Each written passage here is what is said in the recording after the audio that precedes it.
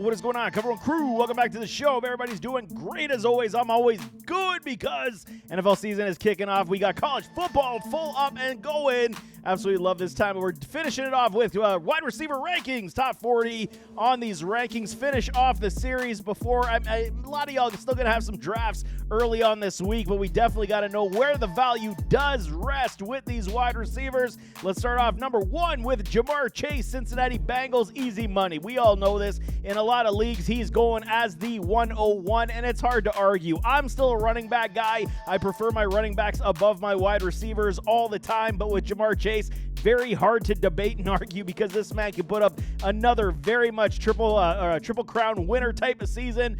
And we know with Joey B in this offense, they're going to have to put up a lot of points because that defense is not very good. Number two, JJ, but I'm going to caveat this with 2 and 3 with a CeeDee Lamb.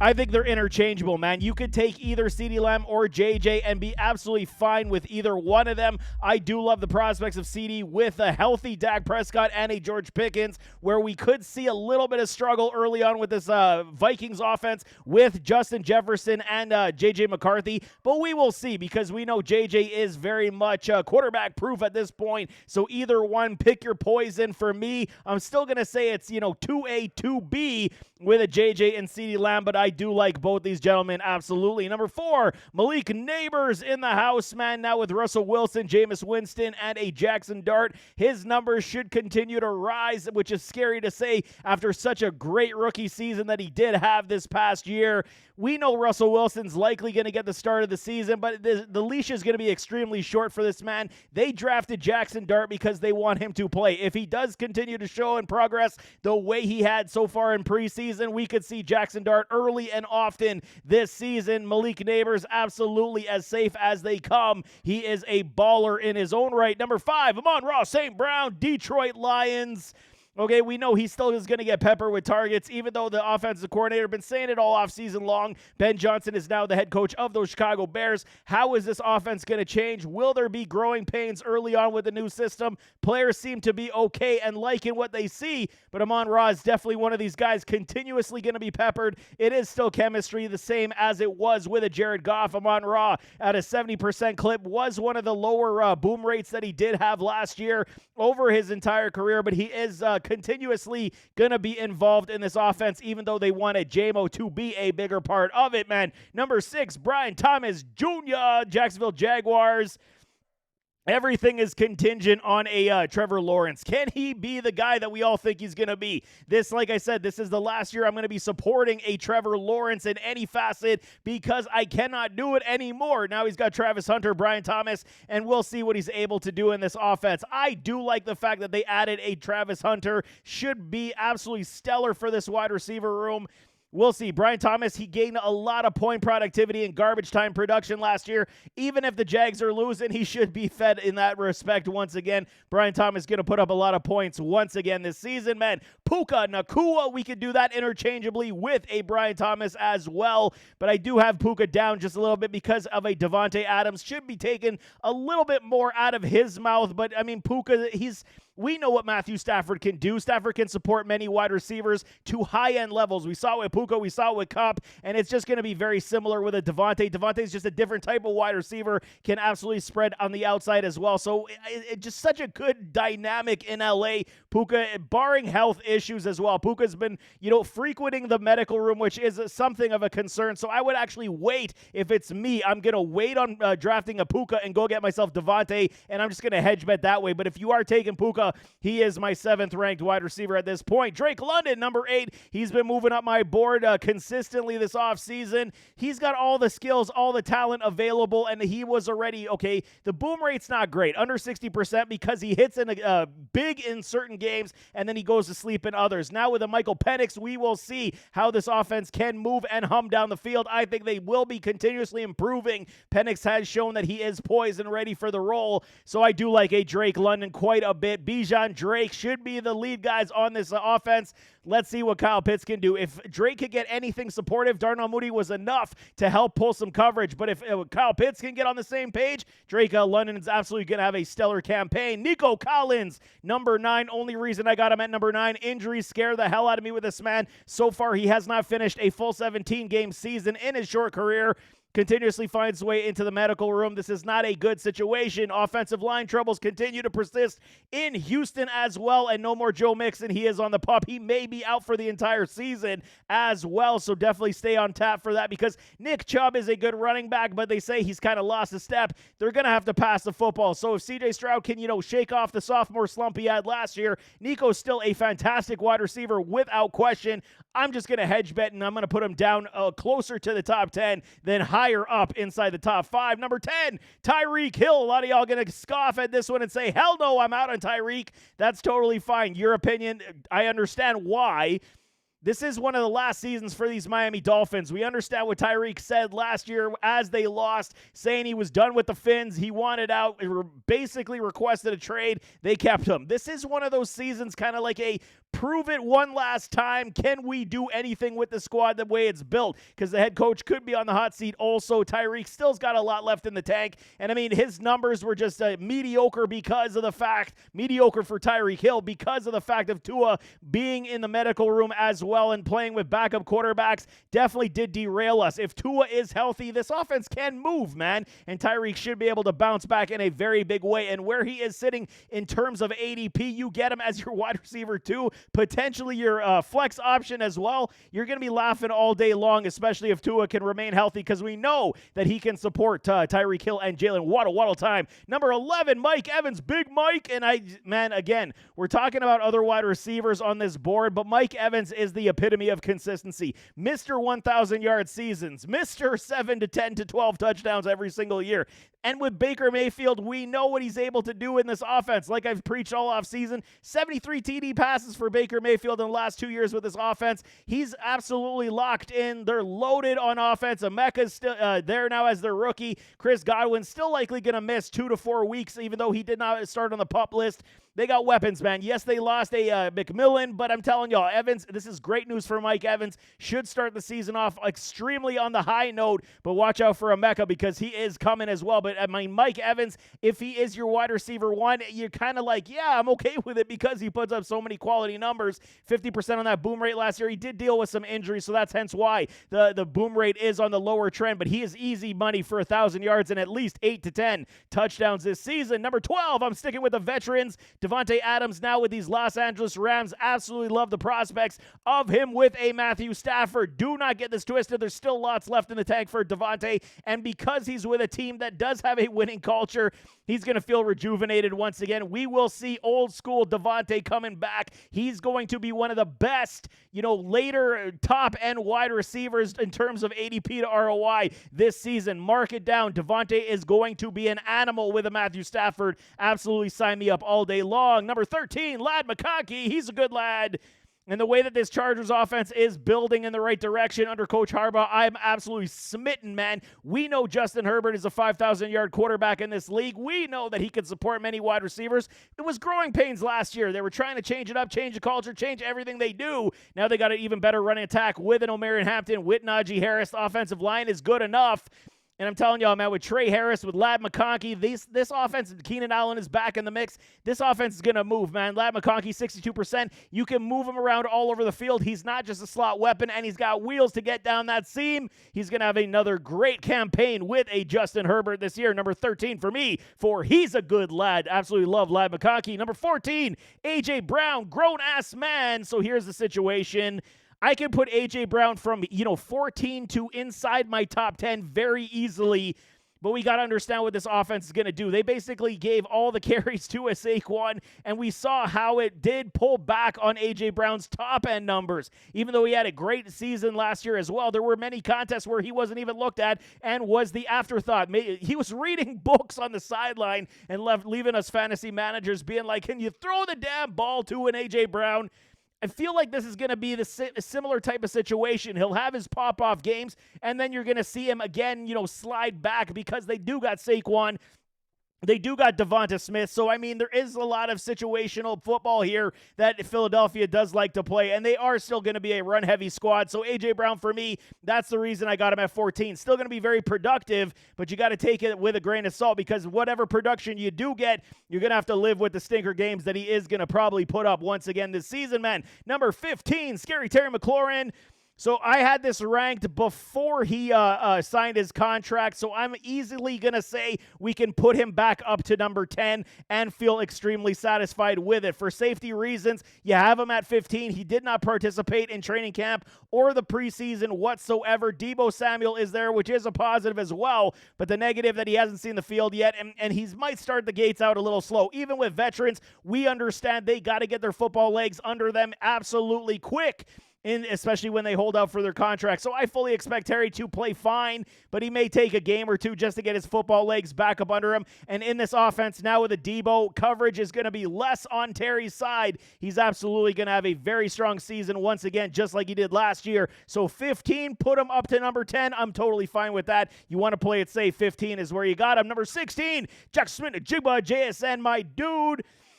This offense in Seattle is very interesting. Sam Darnold, Cooper Kupp, JSN, Torrey Horton, the rookie, running attack, very strong. They look like they could nickel and dime anybody down the field, a.k.a. New England Patriots, Tom Brady style, and I think that's kind of what they're going to do. They're going to nickel and dime you to death. They're going to try to run the football in bunches. And this offense could be very efficient overall. We could see a lot of catches come to JSN's side, and I'm all in for it, man. 47%, definitely not great on the boom rate, but with Sam Darnold, he got, the leg up with a JJ. Maybe he finally learned how to be an efficient quarterback. I'm betting on that fact. So number 16 for JSN, I'm all in with the value to return on investment that we're going to get out of this man. Number 17, Garrett Wilson, New York Jets last year with an Aaron Rodgers. They go and trade for a Davante Adams in New York, and I mean, it took away all the bread out of his mouth, even though Garrett Wilson still was a 1,000-yard wide receiver, 52.9% of that boom rate. He was booming at times, and then he just wasn't getting to that threshold that we were looking for. This year again, so you're going to, anticipate the passing attack be lower and lesser because Justin Fields has not proven it in the NFL. But I do love the potential with the chemistry that's already built with these two gentlemen from the Ohio State days, the Ohio State Buckeye days, with Justin Fields and Garrett Wilson. I do think that, Garrett Wilson can mask a lot of the inadequacy that a Justin Fields does possess in throwing the football. This should be definitely a good marriage. I still do believe the fact that, these Jets will be extremely run-heavy RPOs with a Breece Hall, with a Braylon Allen, with Justin Fields, but this should absolutely open up the play-action pass, and Garrett Wilson is the primary target on this offense. He should see a lot of coverage, but we will see how it does shake down, hence why I got him dropped down my board just a little bit. Due in part to circumstances. Number 18, Marvin Harrison Jr. Okay, I expect a lot out of Marvin Harrison Jr. this year, man. He bulked up. This offense is, promising to at least pepper him. We know Trey McBride is probably today the number one target for a Kyler Murray, but at some point you got to just unload on a Marvin Harrison Jr., and I do think this season I'm kind of been avoiding him at his ADP in my mocks and in my draft so far this offseason because I feel like the value is too high on the pick placement. But if he does drop down, I'm okay having him as my wide receiver too because I do think the talent is so good. He's going to be a very talented wide receiver in this league, and I do think that, breakout year 2 is coming. We just got to hope Kyler Murray can absolutely find him and pepper him on the regular. We saw it with a D-Hop. Why can't you do it with a Marvin Harrison? So I'm kind of at that point right now. I kind of want to see it to believe it, but if he's my wide receiver too, I'm totally fine taking him. George Pickens at number 19, and for argument's sake, I can legit jump a George Pickens to number 15 and feel so good about it, man. Playing with CeeDee Lamb, healthy Dak Prescott for 17 games. George is an alpha wide receiver in this league. We've seen it in Pittsburgh. We know what he can do on the field, and now with lesser coverage playing against the DB2s, George is absolutely going to go off in this offense. It's going to be very similar to a situation of a Jamar Chase and a T. Higgins, who I do have ranked underneath George, but I'm telling y'all right now, man, T. Higgins, the way he plays football on the field, he sees less coverage. He puts up mass numbers for us when he is on the field. George Pickens is going to be the same type of wide receiver, man, with CeeDee Lamb. I absolutely love the prospects. George Pickens could legit, and I'm calling it already early on before the season starts. George Pickens, if healthy, with a healthy Dak in 17 games, he could be definitely a league winner for us as our wide receiver too in many leagues. Absolutely love George Pickens. T. Higgins, number 20, like I'm saying.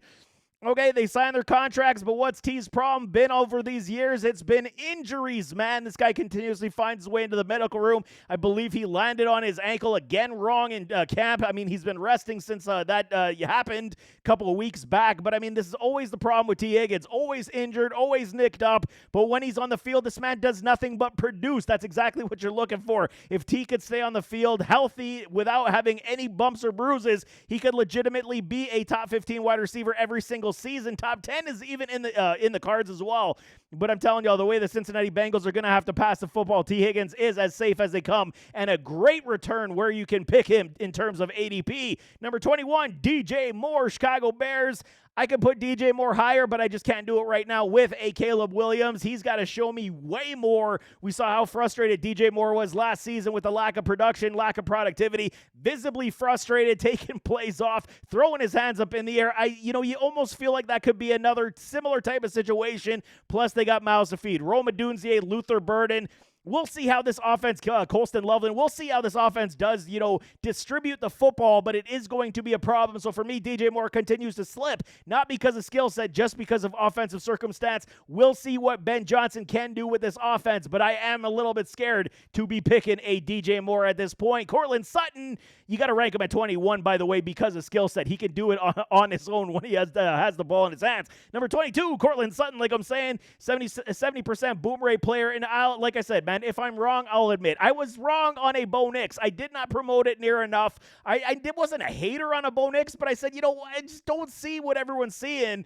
And Bo absolutely with a Sean Payton turned the corner, and he looks absolutely stellar, man. Courtland Sutton in this offense with the plethora of wide receivers that Sean Payton does put together to be complementary wide receivers and then focus on a guy like Courtland Sutton. He should have another very strong season as they continue to build this offense. Better run game, hopefully, and we'll see another year of maturation for a Bo Nix. Absolutely like what I see in Denver.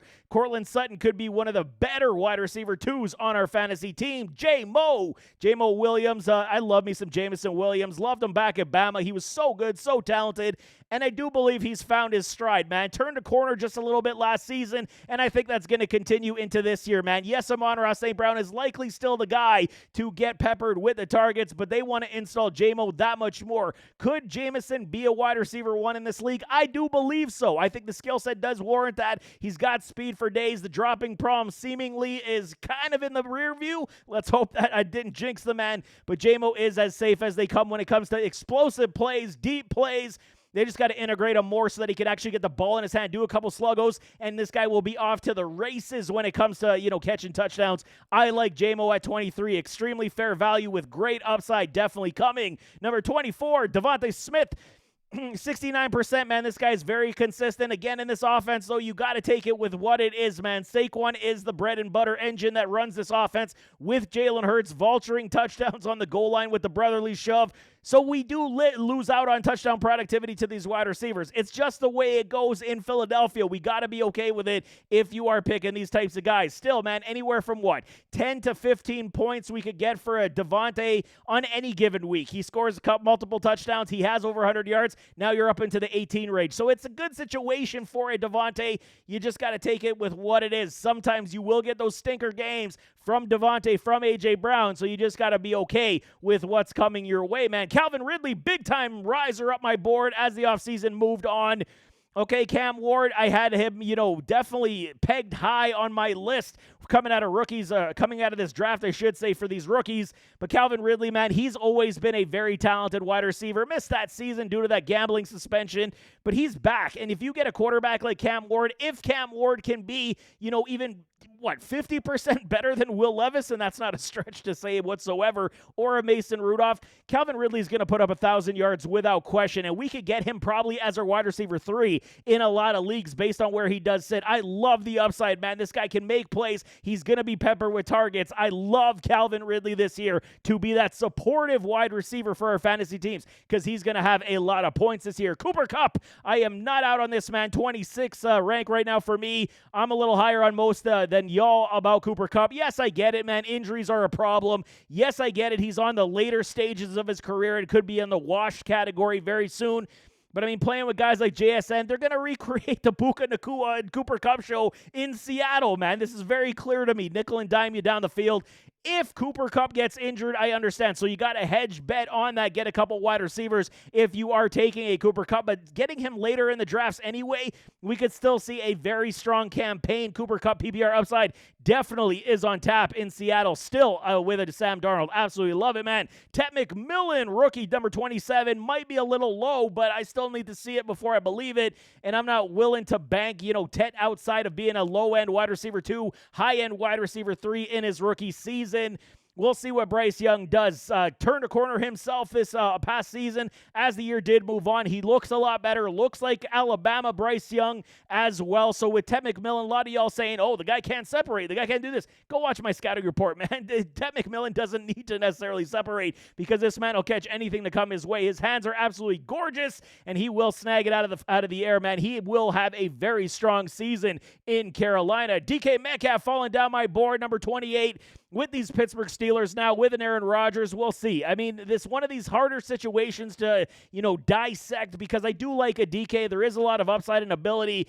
I mean, Pittsburgh's still going to be the same type of team, man. They're going to run the football a lot. They're going to be ground and pound, and they're going to play exceptional defense. That's how Pittsburgh plays football under Mike Tomlin. Bringing Aaron Rodgers in isn't necessarily going to change a whole heck of a lot, and then supportive cast of wide receivers does kind of concern me quite a bit. We may see absolutely more, 12-man personnel, double tight end sets in Pittsburgh this year with a Pat Freiermuth, the Muth, and a Jonnu Smith to be that secondary pass-catching assistance for a DK Metcalf. So definitely watch out for that, but DK should be locked up a lot in double coverage this year, especially if he makes a play or two, and then they're going to take him away and say, everybody else beat us then here in Pittsburgh. So it's going to be very interesting. That's why I got him down here at number 28. Number 29, Rashee Rice.